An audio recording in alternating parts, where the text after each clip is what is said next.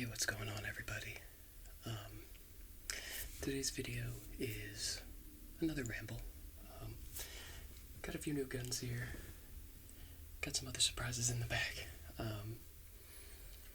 just thought I'd talk like usual and kind of go from there. I'm gonna start off.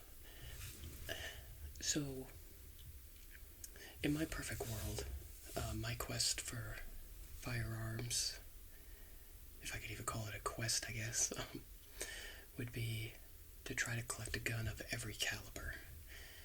And the problem with that is, they come up with new calibers, honestly, like every other day. What was it?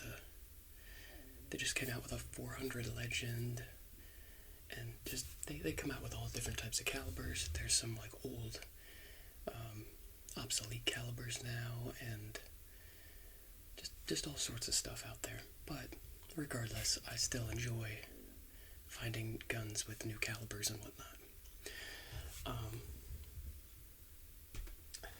The first gun I have here, which I will show, is unloaded. This is a Taurus 605 in 357 and 38 special. So one of the problems, obviously, with collecting a gun of every caliber, when there's hundreds of calibers out there, is money. The ammo costs money, the guns cost money, and so what I'm gonna try to do is find. Let's see. There's a balance to this. If you'll notice on one of my old videos, I had a Brazilian INA revolver in 38 special, and I did sell that back to the gun shop. Because, like I said, there's a balance between cheap and reliable, and then just plain cheap and junk. So this guy right here was $300. It shoots two calibers that I can't believe I didn't have up until this point. I have 50 BMG for crying out loud, but I don't have a 357. So this was $300. And to be honest, it's small. Like, I could put this in the rotation with my carry guns, and actually carry this thing in my pocket or whatever. But, so this is $300. It's from Taurus. I've never had a problem with Taurus. So I know I can go to the range, shoot this thing, enjoy it, and even carry it, and I shouldn't have any problems. The Brazilian INA that I had, I think it was like from the 70s. The problem with it was, it would like, one of the cylinders was jacked up, so like every time you went to cock it back on that cylinder, it would lock up. So I never fired it. My gunsmith said, hey, he's really backlogged. I think he's now starting to catch up, but I bought that gun like well over a year ago now. And like he recommended someone look at it before you shoot it. And I held on to it for about a year, never got around to having anyone look at it, and just I never shot it, never did anything with it, so I just sold it back to him. So I feel like that was, like, that's too cheap, and it's not reliable. I never was able to fire it, never felt comfortable firing it. The same thing was with, he sold me it, I think it was like $50. After he sold it just as an unknown Mauser, and through research I discovered it was a 1916 Spanish Mauser in 7mm. But it was the exact same thing. It was, I thought, in my mind, oh, $50. It's a good little project gun, I can work on it or whatever, and now I'm shooting a 7mm. But that thing needed like head spacing work, and it wasn't even necessarily, I'm pretty sure it was, but that was with my research that it was a Spanish Mauser. And again, there's no confirmation on that. So you'd have to have you'd have to have like the caliber checked on it. You'd have to have so much work done to it before you could fire it. And same thing, I bought them both around the same time.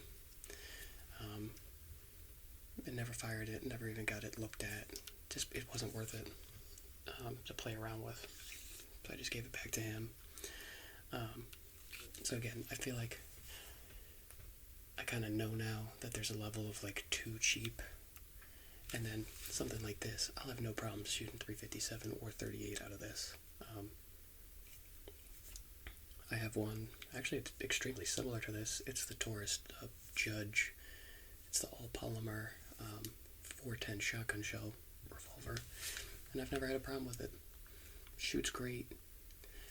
Or well, as great as any 410 revolver can shoot.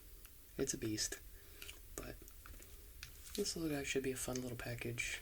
Like I said, I get 2 new calibers out of it. And of course, he's got ammo for both of them in his shop.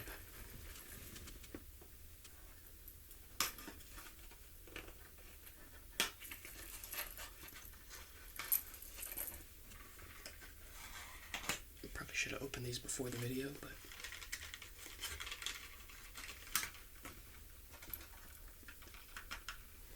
alright. So for those unfamiliar, that is a, wherever my camera's at, that's a 357. It's a skinny, long cartridge. And then this is a 38 special. It's the exact same thing. It's hard to show with my hands here, but the 357 is slightly taller. There you go. And I think the 38's, so assuming they have their diameters correct, this one's a 35 caliber, and then this one would be a 38 caliber.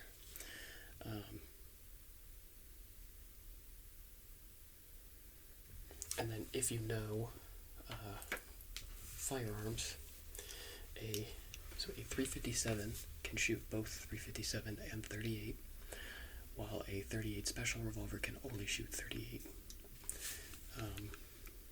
So that's why I got this. Like I said, 2 calibers. I can actually carry this potentially, even if I just throw it in like a glove box or something, or pocket carry it in the summertime. I have options. So that was a fun little ad. And again, like typically when I go to the gun store,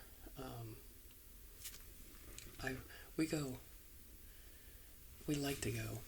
It doesn't always happen that way because of work and stuff, but we like to go once a week. And some of my best memories recently have been like Friday after work.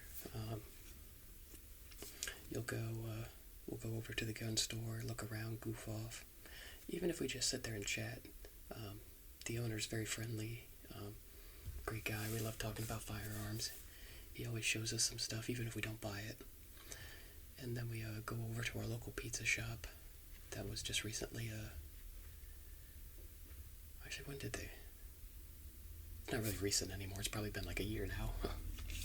But they got bought by new management, and it's amazing pizza.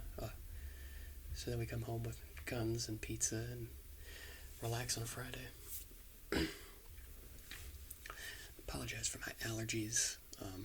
They're kicking up a little bit. I started to film this video yesterday, and my allergies were just killing me. My eyes were itching. I don't even know if my left eye was all red. It was a mess. I was sneezing. I had to cut the video like every minute to itch something or sneeze. This is my second attempt at this, which actually works out very nicely. So in between I guess I'll hold off on the guns for a second, because this morning, if I can even do it justice, I got that bad boy. I doubt you can see that.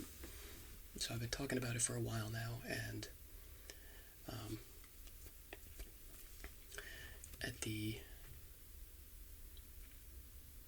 let's see, this video is going to go up on Sunday. I'm filming this just the day before. It's not a big deal. But so on Sunday, well, I'm confusing myself. Last week, my parents left for a 2-week vacation to Italy, and that being said, I have plenty of time and garage space to tinker with the car a little bit. My brother was talking about doing like a new exhaust on his truck and maybe some other stuff, but I've been talking about it for a while now, and I decided to, since they're gone, just to pull the trigger and buy it. So I have a complete new audio system for my car now, all Scar door speakers. So it's notorious for Mustangs that the amplifiers will draw power even when the car's off and kill the car. So I bought new amplifier, new door speakers. I'm going to completely gut the car of its original sound system. It already has an aftermarket head unit. And then I got those bad boys. Those are 212s.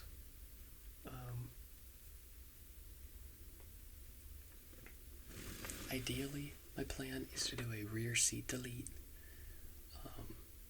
and then basically make that my rear seat, and then that way, if that doesn't work, I have some options. Like I said, I'll either do it as a rear seat delete, or it'll go in my trunk. Hopefully either of those work. We'll see, but that thing is absolutely monstrous. My brother just did 210s in his truck, so I had to one up him a little bit with 212s. So moving on, back to the world of guns. My buddy, so I don't know if all states work this way, but typically for selling firearms, you and your buddy have to go to a gun shop, do a background check, go through the whole process of buying it, and then you can trade it to him. I know in my state, I don't know if all states are like this, but in Delaware, as long as you have your concealed carry permit, basically it's a lengthy process, but if you can get the permit that shows you can pass a background check, you're good. So in the eyes of this law, that's like your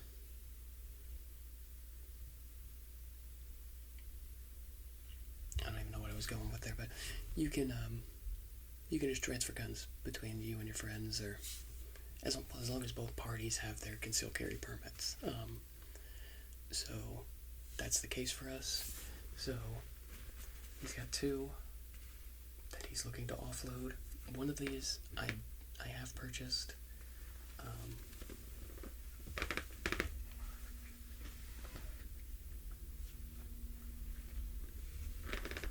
Which is this guy here. And then the other one it's up in the air. It kind of really depends on price, honestly. But this bad boy right here is a World War II Type 99 Arisica. I think I said that right. I don't know. This is its original stock. You can even see where it used to have a sling mount. This is the all original with it. The only problem is it has been sporterized. For those who don't know, typically after any war or whatever, so they have millions of these rifles, and what they'll do is, in this case, there was wood on top here, and this piece of wood went out all the way. And so what they do is they chop the wood, make it lighter, and then now it's a sporting purpose gun, or sporterized. So you can either hunt with it now, you can just be like me and shoot with it. But it goes from a wartime rifle to a sporting rifle. But unfortunately, a lot of guns that happens to, but I think it also helps with imports if it's sporterized. But The only thing I'm not sure is that's original is this sling. It is like an old leather sling. We don't know about that, but my friend was extremely reasonable on the price for this gun, so I bought it. It even has its original markings on it. That's a 99 type, or type 99. This one in particular is a 1937, so it was World War II. The only thing I know for certain that's messed up with it is that this bolt was broken and then re-welded. I don't know if it's broken on purpose or whatnot, but so it would be down like like American style ones. It is supposed to be sticking straight out, but for whatever reason they decided to weld it down. I don't know. But this bad boy right here is chambered in 7.7 Japanese, which is a caliber I don't have. Everything looks to be in functioning order, so I am going to shoot this one. Like I said, so this is basically a 90-year-old World War II rifle, which is pretty cool. I love this sort of thing. And it's really not in that bad condition. I mean, it's got some spots on it, but I don't know, pretty cool World War II rifle. Now, next up, that one I have bought. That one's mine now.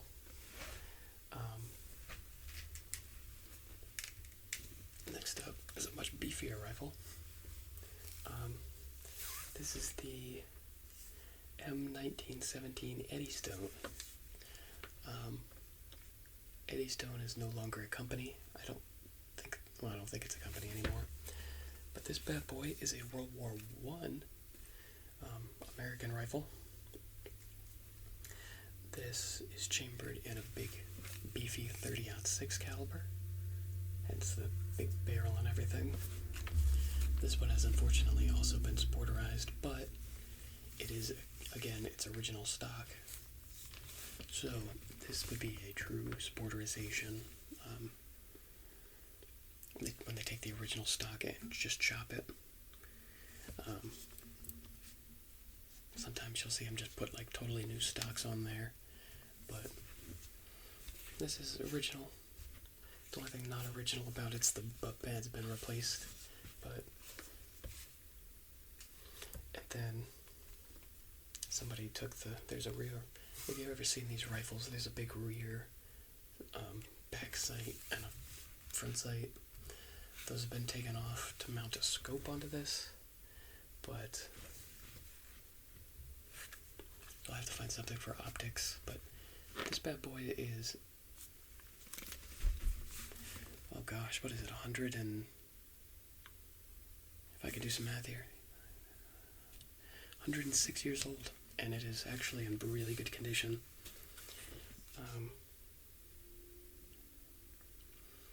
So I plan on shooting this as well, because I don't have a 30-06.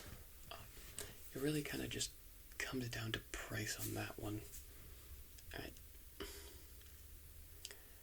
I have a ballpark, so what we're going to do is we're going to go to our gun shop this weekend and have him appraise it.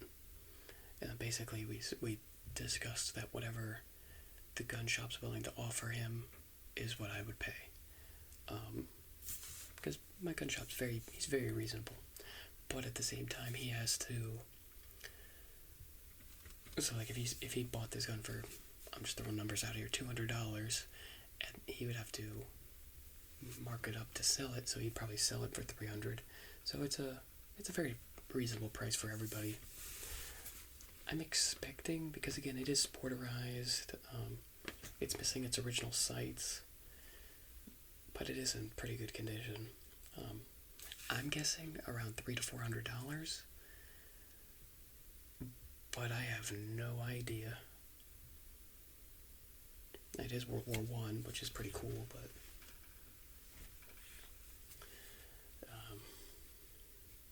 so we'll see on that one.